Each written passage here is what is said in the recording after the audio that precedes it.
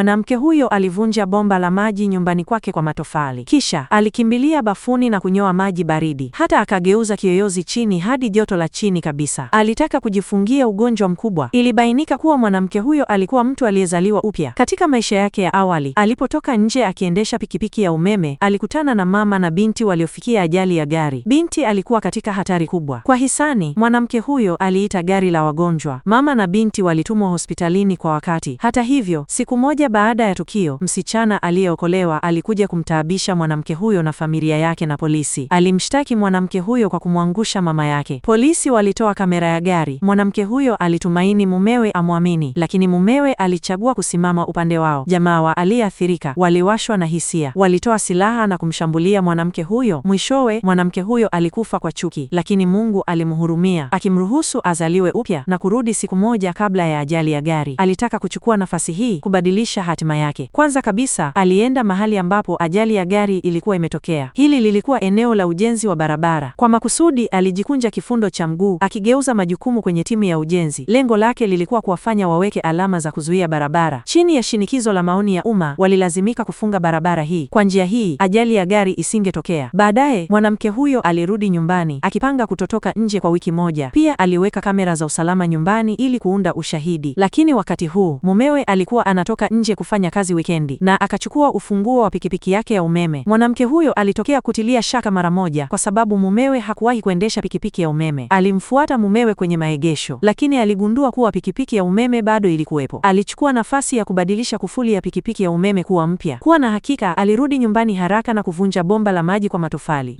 Kisha alimwita mfanyakazi wa matengenezo ili kuunda ushahidi wa mahali alipokuwa. Saa 6 baadaye, mwanamke huyo alilipa pesa na akamwacha mfanyakazi wa matengenezo. Alidhani alibadilisha hatima yake, lakini sekunde inayofuata, msichana bado aliingia kwa nguvu na kundi la watu. Lakini wakati huu, mwanamke huyo alikuwa na shahidi. Mfanyakazi wa matengenezo alijitolea kutoa ushahidi wa mahali alipokuwa kwake. Hata hivyo, polisi walipotoa simu zao za mkononi, mwanamke huyo alishtuka. Aligundua kuwa hatima yake haikubadilika na mumewe akawa mtu aliyemshuku mwishowe.